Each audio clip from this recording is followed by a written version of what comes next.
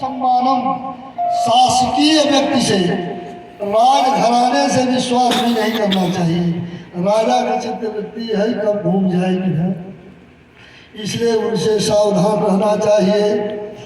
सिद्धमन्नमो न विश्वसे, भोजन तैयार है, आप तब मत करिए, उसको खाइए, नहीं तो कब क्या हो जाए इस पर भरोसा नहीं करिए।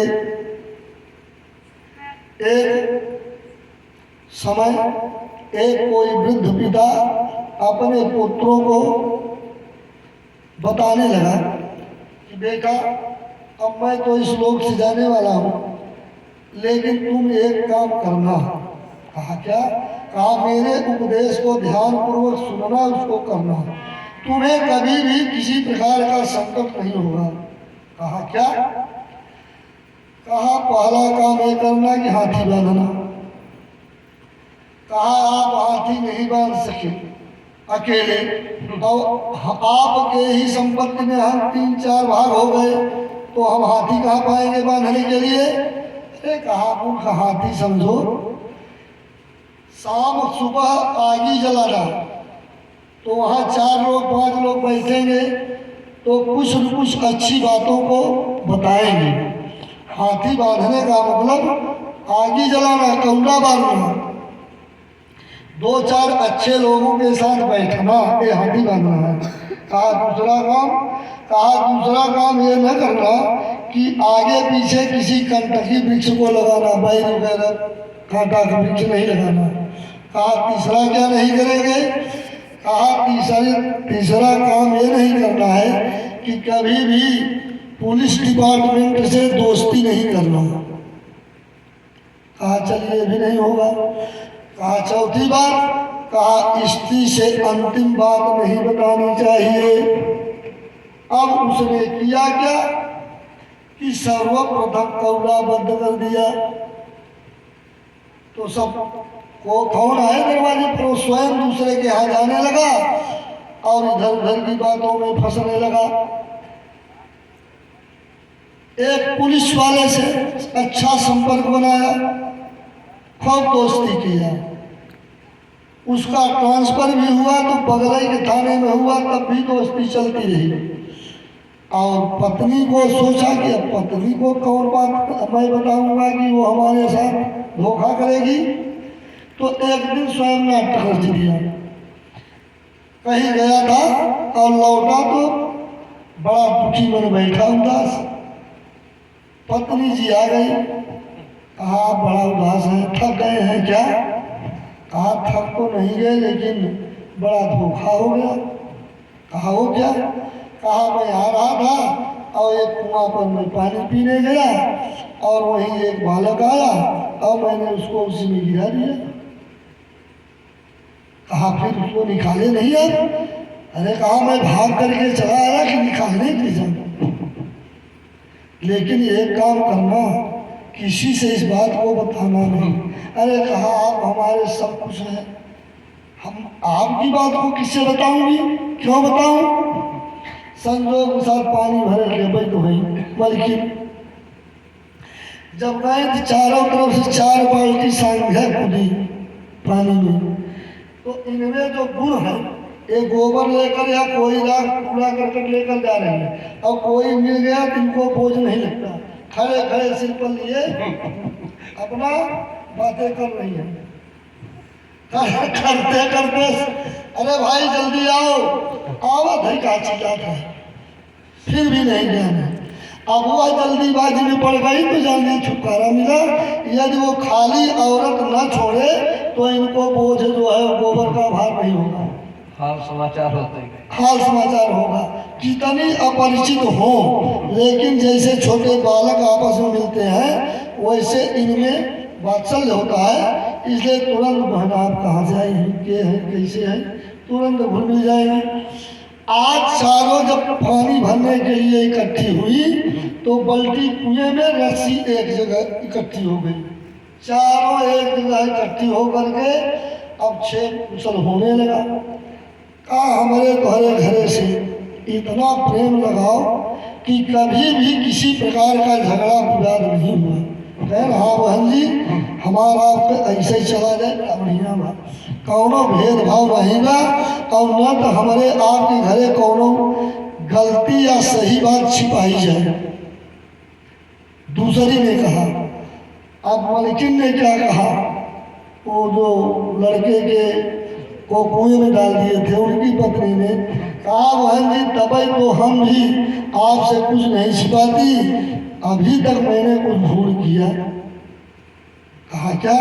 कहन के उस कहूँ न, कहन रे हम तो हर बात आपकी बात को मैं कहीं कह दूं, ये आश्चर्य है, ये हमारी परंपरा रही है। कहा बताइए। कहा जरूर बताऊंगी, किसी से मत कहिए। कहा नहीं कहूंगी। कहा हमारे जो है वो कहीं गए थे, बालक को कुएं में गिरा दिए, वो मर गया। अब किसका लड़का और कहाँ कौन, ऐसे कर्ण परंपरा। अब 4 से 5 में, 6 में, 7 में पूरे गांव हल्ला हुआ, और जब हल्ला हो गया तो पुलिस को जानकारी हुई और पुलिस उनके यहाँ छापा रात में डाल दी। और जब छापा डाल दी तो पुलिस भी उसमें था सिपाही। वो सोचा कि ऊपर से कहीं गंफा से निकली और पिछवाड़े कूद जाई, और जब कूदना चाहा तो उसके कपड़े कांटे से लग गए और पैर में भी चुभ गए। पहला डंडा वही सिपाही मारा। कहा भाई हुजूर की मारे ना। कहा क्यों, तुमने किसी का बलि किया, कुएं में डाला? कहा नहीं। कहा चल करके दिखाओ। कहा आप पहले पता लगाइए कि लड़का किसका मरा है, तब हम दिखाएंगे। किसी ने आपको अपने पुत्र के मरने की FIR या कोई सूचना दी है? कहा नहीं। कहा तो गांव वालों के कहने से आप चले आए? कहा सबूत तुम्हारा ही घर है, हमारे घर में कौन सबूत देगा हमारे खिलाफ? कहा आपकी पत्नी ने कहा। अब पत्नी जी आई गई। कहा नहीं मैंने नहीं कहा। पड़ोसी ने आ गई।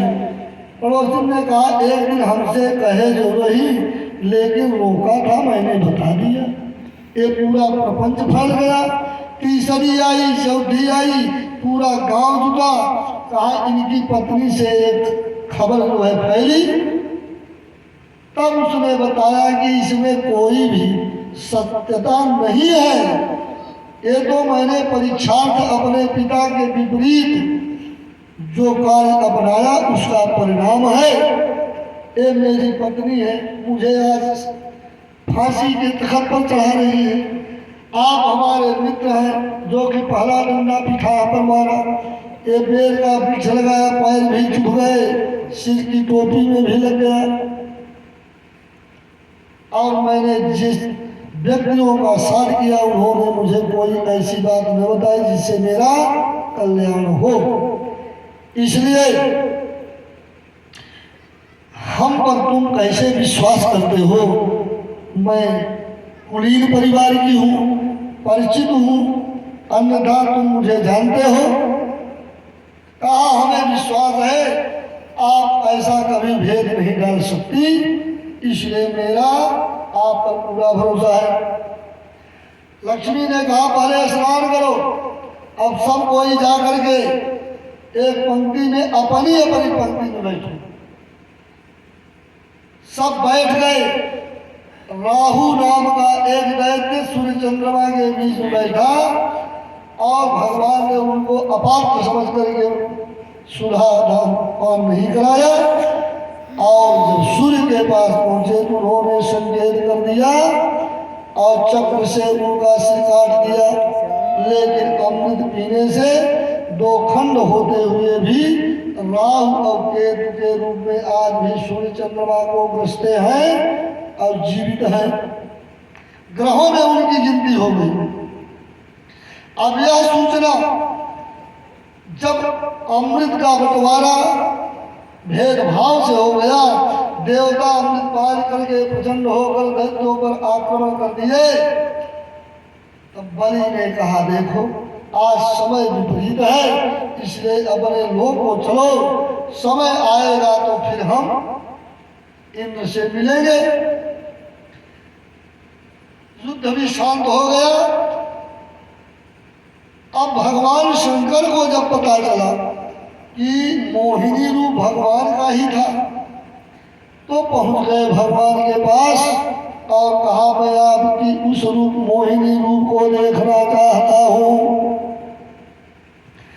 आज भगवान ने मोहिनी रूप धारण किया और भगवान भोले जब देखे तो आपा खो गए। उनके साथ पार्वती भी थी, लेकिन पीछे पीछे दौड़ने लगे और दौड़ते दौड़ते 3 लोग 14 भुवन में कहीं भी उनको स्थान नहीं मिला और न तो पकड़ सके। जो ही पकड़ते छूट जाती, गिरते पड़ते भगवान के वस्त्र, मोहिनी रूप के वस्त्र गिर गए, उनके अंग प्रत्यंग दिखने लगे और भोले बाबा आकृष्ट होते गए। अंत में भगवान ने अपने स्वरूप को अपने रूप में कर दिया, विष्णु हो गए। उसी में भगवान भोले लज्जित हो गए। कहा, आपको तो कभी भी काम सताता नहीं है, आप कैसे पीछे पड़ गए। कहा, देखिए आप हमारे ईश हैं, परमात्मा हैं, आपके विविध रूपों का मैंने दर्शन किया। आज इस मोहिनी रूप को देख करके मैं आपके चरणों में पड़ना चाहता था, लेकिन आपने मुझे कामी पुरुष मान करके अपना दर्शन और चरण स्पर्श करने नहीं दिया। बोलिए मोहिनी रूप भगवान विष्णु की जय। इस तरह से कुछ समय के पश्चात देवता और दैत्यों में संग्राम हो गया। क्यों हो गया? एक समय दुर्वासा ऋषि इंद्र के पास जा रहे थे और इंद्र ऐरावत हाथी से उधर से आ रहे थे। इंद्र हाथी से उतरे और उनको दंडवत प्रणाम किया और दंडवत प्रणाम जब किए तो इंद्र को दुर्वासा ने एक माला पहना दी और जब माला पहना दी तो इंद्र जब हाथी पर चढ़ने लगे तो उस माला को उस हाथी को पहना दिया। दुर्वासा को क्रोध आया और क्रोध में कहा, जाओ तुमने मेरी माला का अनादर किया है, इसलिए तेरा राजश्री भ्रष्ट हो जाए, पदच्युत हो जाओ। आज दुर्वासा के श्राप से श्रीहीन हुए इंद्र पर राजा बलि ने आक्रमण कर दिया। अपनी दानवी शक्ति के साथ पूरे अमरावती नगरी को घेर लिया और दोनों में देवासुर संग्राम शुरू हो गया। संग्राम होते होते देवता च्युत हो गए और बलि जो है इंद्रलोक को जीत करके स्वयं इंद्र बन बैठा।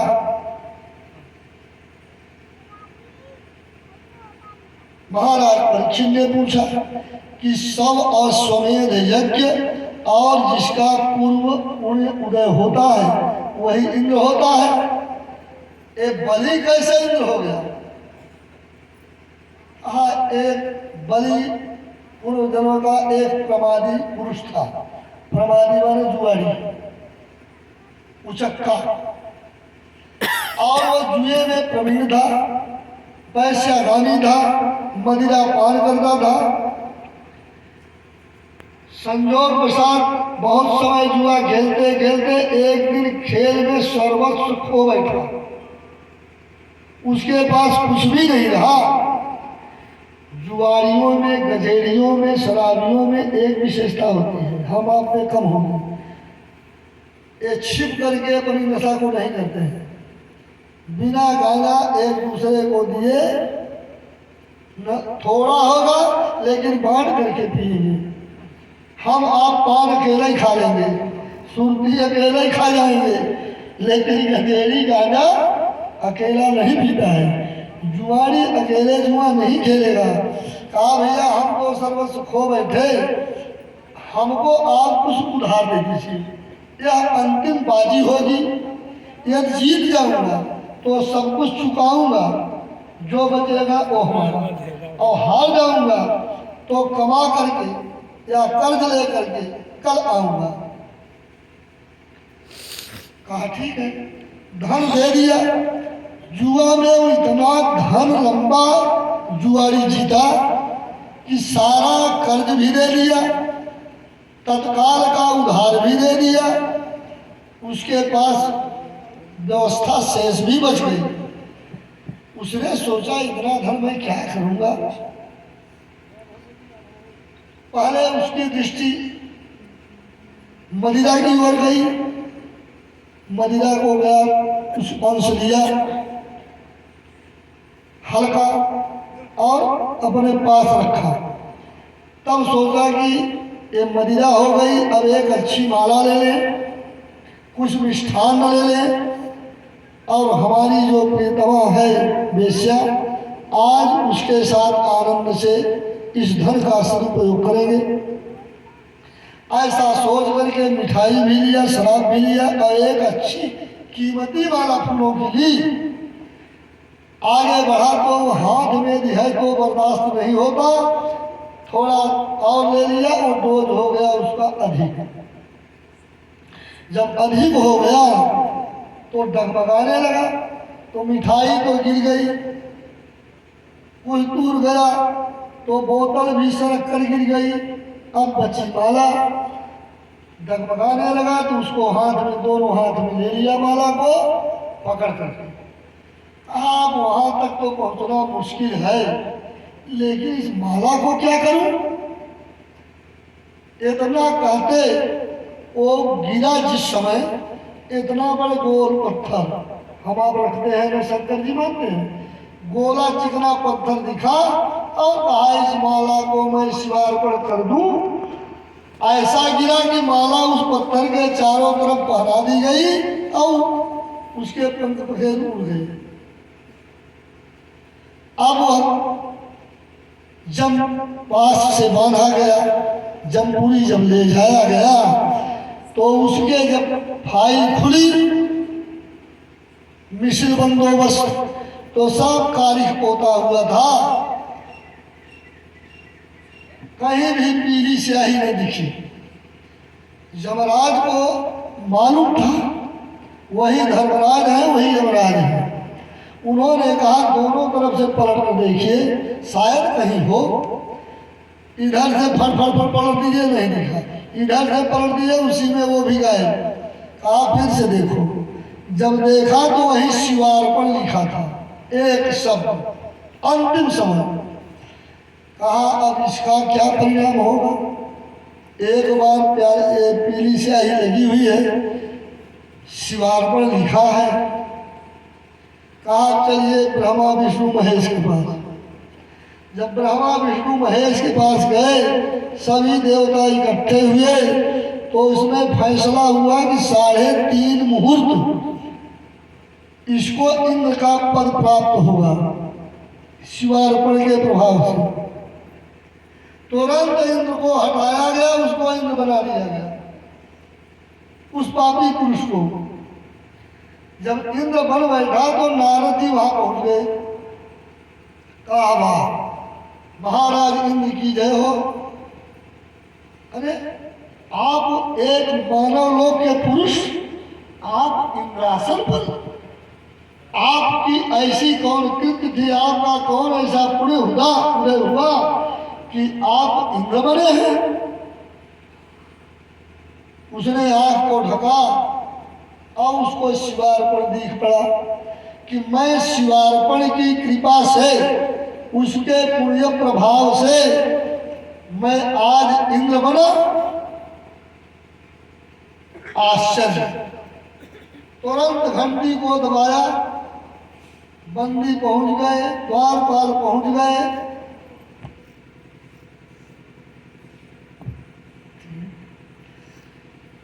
कहा घोषणा कर दो,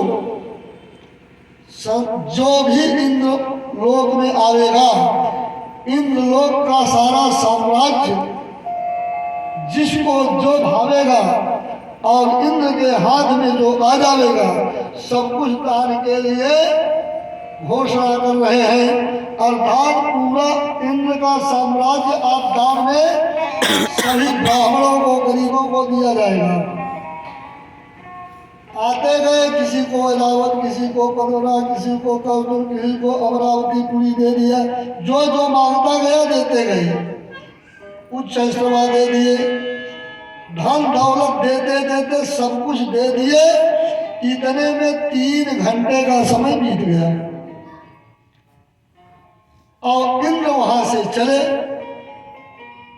भाई कार्यकाल पूरा होते ही वहां सिंहासन पर बैठना है, इसलिए वहां से चले। और उसका समय जब ही पूरा होने को हुआ कि एक ब्राह्मण पहुंचा और जय जयकार करने लगा, कहा महाराज इंद्र की जय हो। अब इंद्र के पास कुछ है ही नहीं है। वह प्रमादी पुरुष उतरा सिंहासन से और उस ब्राह्मण को उस सिंहासन पर ले जा करके बैठा दिया। कहा महाराज अब यही शेष है और मेरा कार्यकाल भी पूरा हुआ। ऐसा कह करके जब वो नीचे उतरता है तब वास्तविक इंद्र पहुंचे और वहां की अस्त व्यस्त व्यवस्था को देख करके कहा कौन ऐसा इंद्र हुआ कि इंद्र के साम्राज्य पर यह पाप छा गया। कहा महाराज आप क्या बोल रहे हैं?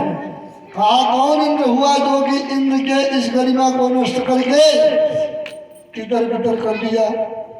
कहा मैं तो था ही नहीं। कहा ऐसे ही इंद्र का अधिकार और कार्यकाल होता है? कहा महाराज जी आप हमारे ऊपर लाल पीले मत होइए। जब तक मैं इंद्र था तब तक मेरी सत्ता थी। मैं चाहे उसको रखूं, चाहे बांट दूं, खाऊं, चाहे भूखो रहूं, आपसे मतलब। अब आप इंद्र हैं, आप जाइए उसको सजाइए। मैं इंद्र था और अपना कर्तव्य निर्वाह किया, जो मेरी इच्छा हुई किया। और आप संजोना चाहते हैं तो जाकर संजोइए। इस प्रभाव से और भगवान ने जब बलि को बंदी बनाया तब भी उन्होंने कहा कि मैं वचन देता हूं कि मैं तुमसे आज इंद्रासन छीन रहा हूं तो तुम्हें एक दिन इंद्रासन मैं प्रदान भी करूंगा। इसलिए आज राजा बलि इंद्र के पद पर आसीन हो गया। देवता इधर उधर घूमने दौड़ते परेशान हो गए। अंततः देवताओं को जब कुछ भी नहीं सूझा तो माता से जाकर के अदिति से बोले। अपने पुत्रों को दुखी देख एक माता का हृदय पिघल गया और पति कश्यप के पास गई और कहा आप बने पुत्रों को नहीं देख रहे हैं? कहा तुम क्यों दुखी हो? कहा मेरे पुत्र मारे मारे फिर रहे हैं। बलि जो है मेरे पुत्र का सिंहासन छीन लिया, मुझे भी अपमानित किया। यदि आप हमारे सच्चे पति हैं जिनको मैं परमेश्वर मानती हूं तो हमारा दूसरा कौन हो सकता है? चरणों में गिर पड़ी और कहा आप मुझे एक ऐसा पुत्र प्रदान करें जो कि अपने साम्राज्य को वापस ले सके। कहा तो इसमें तो समय लगेगा और व्रत करना पड़ेगा। फाल्गुन महीने के शुक्ल पक्ष से त्रयोदशी को उसका उद्यापन होगा। मिट्टी खोद करके दिमकौरा या सुगर की खोदी हुई भूमि ले आकर के भगवान की मूर्ति बनाए या उनकी कोई अष्टधातु या धातु की मूर्ति लेकर के लक्ष्मी नारायण की सांगोपांग पूजा करे। 12वें दिन उसकी हवन पूर्वक आरती आदि से भगवान को सजावे और उसी में जो चरु तैयार हो उसी का प्रसाद अपने पति के हाथ से लेकर के तुमको एक उत्तम पुत्र पैदा होगा। अदिति ने पयोव्रत को किया और ठीक भादव की द्वादशी बामन द्वादशी को भगवान वामन का प्रादुर्भाव हुआ। बोलिए वामन भगवान की जय। वामनावतार हुआ, 52 मुंह के हुए। पृथ्वी से लेकर के आकाश पाताल तक के सभी उनके भगवान के भक्त आकर के अपना अपना सब उनको कुछ न कुछ उपहार दिया, व्रतबंध किया, जनेऊ कमंडल आदि लेकर के आज उनको भेजा। कहा जहाँ की भृगुकच्छ है गुजरात प्रांत में समुद्र के पास, बलि राजा आज वहाँ अश्वमेध यज्ञ कर रहा है और वहीं पर उनको माता पिता ने भेज दिया। वामन भगवान वहाँ जाते हैं और जब यज्ञशाला के पास पहुंचे, कुछ ही दूर से मालूम पड़ता था कि साक्षात सूर्य का प्रादुर्भाव हो रहा है, सूर्य आ रहे हो। ऐसा देख करके सब उठ खड़े हुए और उनकी दिव्यभागी का दर्शन करने लगे। इतने में धीरे धीरे वो पहुंच गए यज्ञशाला की ओर। देख करके राजा बलि स्वयं अगवानी करने अपने गुरु भृगु के साथ जाता है और उनको यज्ञशाला में पधारा। और पधार करके उसने क्या कहा कि आद्य नः पितरस्त्रिप्ता, आद्य नः पितरस्त्रिप्ता, आद्य नः पावितं कुलो,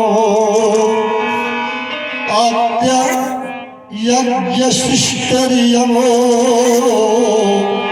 यदुभवानागतो हिमे। आप जैसे पुरुष के आने से अद्य नः पितरस्तृप्ता, हमारे पितर तृप्त हो गए, मेरा यह दानव दैत्य कुल पवित्र हो गया। और इस यज्ञ में यज्ञशाला के मध्य में आने से अद्य कद स्विष्यम, माने यह जो मेरा अश्वमेध यज्ञ है यह न्यून नहीं बल्कि पूर्ण हो गया। आपके आने मात्र से ऐसा कह करके उनको बैठाया। कवि ने भी लिखा एथम शिष्येषु सुभृगोस्वनेकधा वितर्क्यमाणो भगवान सवामनः छत्रमो सदंडमो सजलमो कमंडलो, छत्रमो सदंडमो सजलमो कमंडलो, विवेश बिभ्रत हयमेधवातमो, विवेश बिभ्रत हयमेधवातमो। हयमेधवातम माने अश्वमेध यज्ञ में यज्ञशाला में भगवान ने विवेश प्रवेश किया और उसको राजा बलि ने भगवान को बैठाया। आज बलि भगवान की अतिथि पूजा से इतना गदगद हुआ तो अपने आप को भूल गया। भाई जिसके यहाँ त्रैलोक्य के स्वामी याचक बन करके स्वयं पधारे हों, वो प्राणी कोई प्राणी होगा, वो तो ईश्वर का कृपा पात्र ही होगा। अपने को धन्य मांगना और कहा हे प्रभु, हे ब्राह्मण बटू, आपके आतिथ्य सत्कार को मैंने जो कुछ हो सका, त्रुटि हो न्यून हो, उसको आप पूर्ण समझें। ये आपका दास आपकी सेवा कुछ भी नहीं कर सका और जो भी कुछ किया वह तुच्छ हो गया, लेकिन आप उस पर प्रसन्न हो और अपने आने का कारण बताएं। मैं आपकी सेवा किससे करूं, आप कैसे संतुष्ट होंगे? ऐसा कह करके उनके सामने विनय पूर्वक दंडवत प्रणाम किया। भगवान वामन ने कहा, देखो यदि इच्छा लाभ माने जो आवश्यकता हो या नहीं, इच्छा नहीं, इच्छा तो अनंत होती है, लेकिन हम ब्राह्मण कुमार हैं और हम छोटे से हैं, हमको 3 पग भूमि दे दो। बड़ा रहने इतना हंसा कि उसके हंसी का अपार एक ठहाका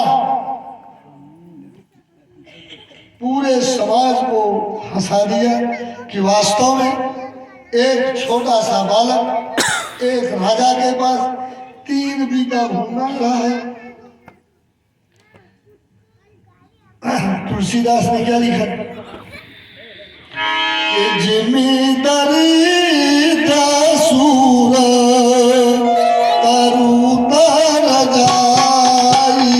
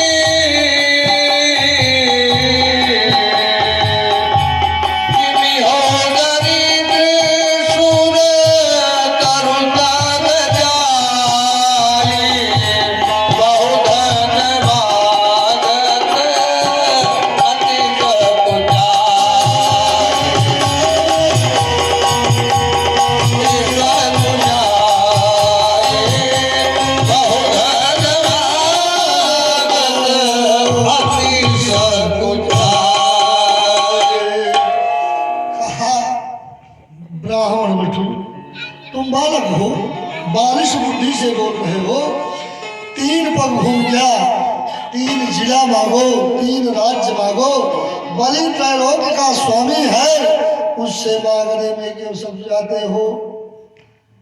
कहा मैं जानता हूं तुम्हारे कुल में ऐसे ऐसे दानी हुए जो कि अपने प्राणों को भी दान में दे दिया। बैरोचन जो था इसका पिता, एक ब्राह्मण की आयु क्षीण हो गई और उसकी पत्नी रोती बिलखती उसके पास गई और बैरोचन जा करके अपनी आयु को उस ब्राह्मण को दे दिया और उस ब्राह्मण की आयु को लेकर के स्वयं अपने शरीर को त्याग दिया। लेकिन त्यागना एक ऐसी चीज नहीं है त्याग माने छूट जाए। त्यागाय समृद्धाय यश से विजगी सुनाम, उससे विजय प्राप्त होती है, यश मिलता है। तो यशस्वी पुरुष कभी मरता नहीं है। इसलिए आज भी वह तारा की तरह, चंद्रमा सूर्य की तरह आकाश मंडल में दिखता है उसका यश। इसलिए मैं जानता हूं कि तुम दानी हो। शैष कर्णो महादानी शैष भीमो महाबल शैषो राजा बलिर्बद्ध शैष भीमो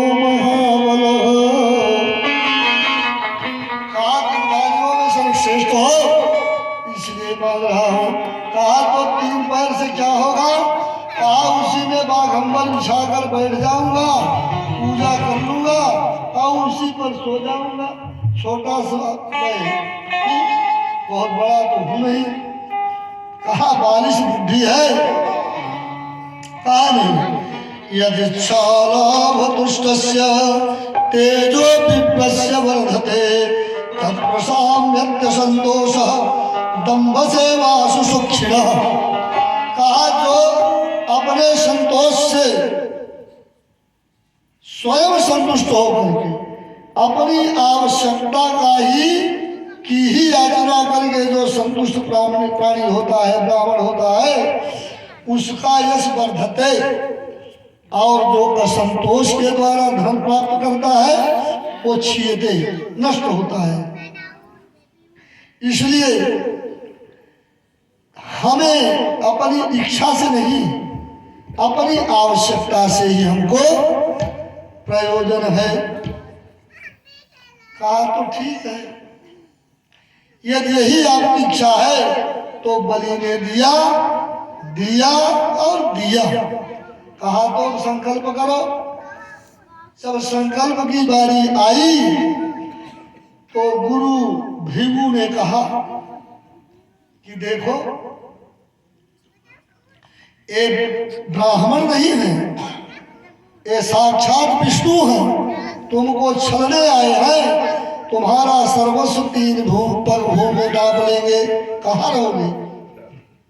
कहा मैंने ब्राह्मण को वचन दिया। कहा देखो सब जगह देखे, फिर आ गया झूठ बोलना। 3 जगह माने कहाँ झूठ सही होता है और कहाँ अपराध होता है।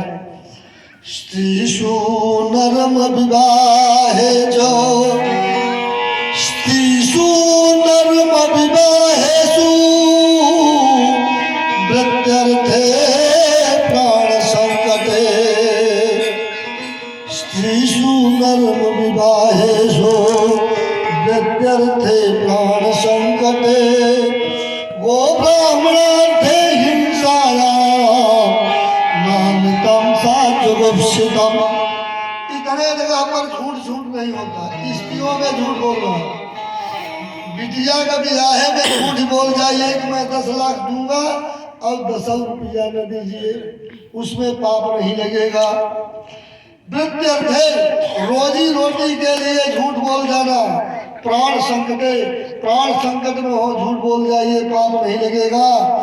गाय की रक्षा में आपको झूठ बोलने में पाप नहीं लगेगा, ब्राह्मण के रक्षा में नहीं लगेगा। और हिंसायाम, किसी की हिंसा होती हो और आपके झूठ बोलने से उसकी यदि रक्षा हो जाए, अनतम साजुगुप्सितम, ये रक्षा कहा जाता है। ये अनतम न झूठा नहीं होता, इसलिए आप झूठ बोल जाइए। कहा बलि झूठ नहीं जानता, बलि ने वचन दिया और दिया। कहा संकल्प कराओ। शुक्राचार्य पनिये में घुस गए। अब पानी कमंडल से ढकेल रहे हैं, पानी को बांध दिया। भगवान ने कहा हम पंडित हैं तो पुरोहिती कर्म करना जानते हैं, कुशा हमको दीजिए। बढ़िया चोखा कुशा का अग्रभाग बड़ा तीखा होता है। अब बढ़िया निशाना लगाए, अब जहाँ उनकी आंख थी भृगु की, वहीं आँखिए में डाल दिए। कहा पानी रुक गया था, कोई कीड़ा पड़ा था। भगवान ने कहा कोई कीड़ा अंदर से, कमंडल का इतना बड़ा टोटी होता है ना, और छिद्र होता है, उसी जल गिरता है। कहा उसी में रोग बैठा था, दीजिए मैं निकाल देता हूँ। आँख में जब लगा कांटा कुशा का, आँख गई फुट भृगु की और पीछे हट गए, जल बहने लगा। संकल्प हो गया कि 3 पदान भूमि तो ब्रह्म संप्रददे। 3 पग हूँ मैंने आपको दिया और दे दिया। कहा ठीक है, अब बता दीजिए वो भूमि है कहाँ? कहा 3 लोग तो मेरा ही है, आप नाप लीजिए। तो 1 पैर को उठाए यहाँ से तो चला गया स्वर्ग लोक तक। एक पैर नीचे पृथ्वी के नीचे डाल दिए तो पाताल लोक को नाप लिए। ये पृथ्वी तो है ऊपर, लेकिन इसी पर खड़े थे, एक पैर इसी पर पड़ गया, एक चला गया ब्रह्मांड में। दो पैर में दो पग भ्रूण नाप लिया और कहा अब तीसरा पग, कहा तीसरा पग तो अब शेष नहीं है, कहा मूढ़ तुम अहंकारी दानी बनते हो, तीन पग घूम देकर दो में ही नप गया। बलि ने कहा महाराज जी आपने नापा, कोई गलत नहीं किया, एक पग आपका शेष है, कहा हाँ, कहा ये शरीर हमारी है, कहा मेरी पीठ को नाप लीजिए, कहा इसको बांधो, गरुड़ को संकेत किया, बल्लुबास में बांध करके छोड़ दिया। कहा अहंकार सबका काल होता है, तुमने चाहा कि हम इन राशन को प्राप्त करेंगे,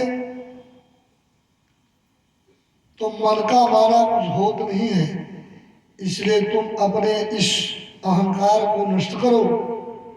इतने में प्रहलाद आया, प्रहलाद को देख करके बलि का सिर झुक गया, कहा बेटा तुम शेर हो, तुमने आज जिसका ये पूरा संसार हम तुम सब कुछ, आज तुमने उसको भी अपने अधीन कर रखा, आज तुमसे वो याचक बन करके आया, ये तुम्हारे कुल का गौरव बढ़ा है। भगवान ने कहा प्रहलाद तुम मेरे परम भक्त हो, हमने तुम्हें वचन दिया है कि मैं इसका वध नहीं करूंगा, तुम्हारे कुल का किसी का वध नहीं करूंगा, भयभीत मत हो।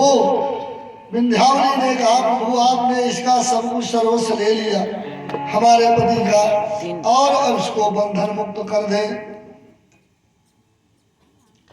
अपना सोचा होता नहीं, अपना सोचा होता नहीं, हर सोचा तत्काल, अब बल चाहा इंद्रासन भेज दिया पाताल। कहा तुम अपने पुत्र कलत्र परिवार और दानवी शक्ति के साथ सुतल लोक में चले जाओ, तुम्हारे लिए निष्कंटक राज सुरक्षित है, किसी भी प्रकार का मेरे आशीर्वाद से अभाव नहीं होगा, और मैं तुमको सुबह प्रातःकाल तुम उठोगे तो मेरा दर्शन करोगे, ये मेरा वचन है। कहा फंसे तो बच्चू अच्छा। बलि ने सोचा प्रभु आपने मुझे छड़ा तो मैं भी आपको अपनी बुद्धि दिखाऊंगा। एक ऐसा महल बनवाया जिसमें 52 दरवाजा रखा, 52 बन करके गए थे ना, तो 52 दरवाजा रखा। कहा आप किस दरवाजे पर खड़े होंगे ये आपको सोचना पड़ेगा, बलि किस दरवाजे से उठ करके आपको देखना चाहेगा, अब आप 52 बनिए। भगवान सुबह उठते 52 दरवाजे पर दौड़ते दौड़ते दौड़ते दौड़ते परेशान हो गए कि कहीं ऐसा न हो कि वो निकले मेरा दर्शन न हो। अब लक्ष्मी व्याकुल हो गई, भगवान बन गए। लक्ष्मी एक दासी के रूप में जाकर के नौकरानी बन गई बलि के यहाँ, और नौकरी करते करते जब सावन की पूर्णमासी आई, इतना सुबह से रोना शुरू कर दिया कि किसी के कहने से लक्ष्मी रूपी वो दासी चुप नहीं हुई। अंत में विवश होकर के बलि को पता चला, जब बताए लोग कि आज वो दासी उठ बैठ नहीं रही है, केवल रो रही है, किसी की बात नहीं सुनती है, अधीर हो गई है। दयावान था वो, तुरंत आया, कहा दासी तू क्यों रोती है? कहा पूछ कर आप क्या करेंगे?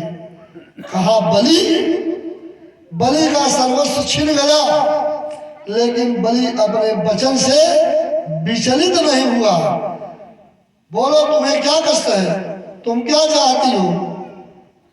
कहा आज जितनी भी बहनें माताएं हैं अपने अपने भाइयों के हाथ में रक्षा बनेगी, और मैं अभागिन इतनी दूर कि मैं अपने भाई तक नहीं पहुंच सकती।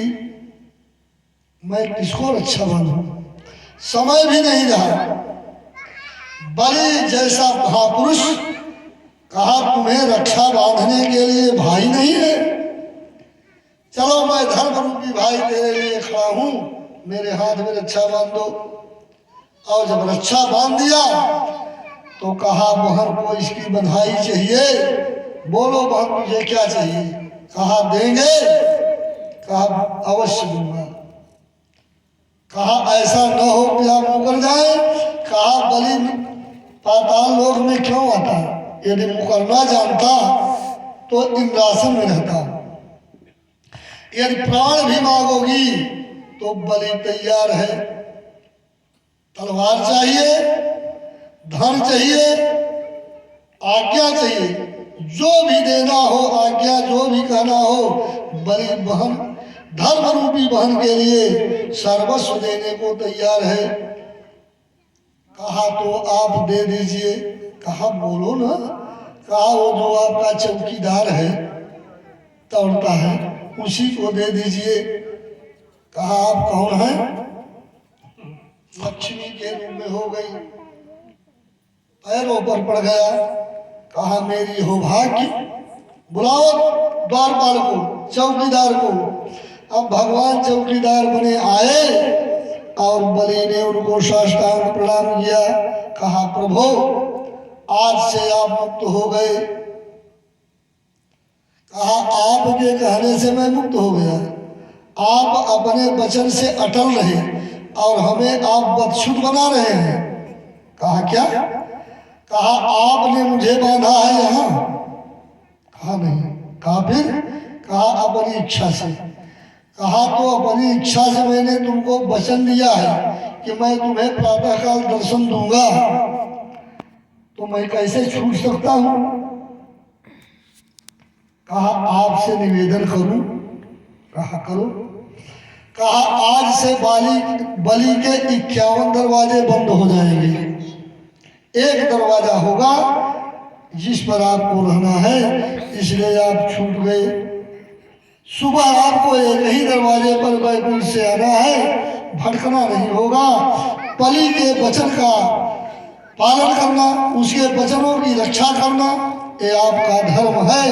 ऐसा कह करके बलि ने भगवान को मुक्त कर दिया और लक्ष्मी के साथ भगवान बैकुंठ लोक को पधारे। इस तरह से बलि की कथा का श्रवण परीक्षित जी को सुखदेव जी ने सुनाया और कहा प्रभु जब बलि बांधा गया, निरय लोक में भेज दिया गया और भगवान की स्तुति करके वह पूरा भगवान के प्रतिदिन दर्शन करने का सौभाग्य प्राप्त किया। तत्पश्चात आगे की कथा में क्या हुआ इसको भी बताइए। तो यहाँ आज जो है इस कथा का, इस ग्रंथ का यहीं पर विराम होगा। इस कथा का यहीं पर विराम व्यास जी ने कर दिया और लास्ट में इसमें आरती को लिख दिया।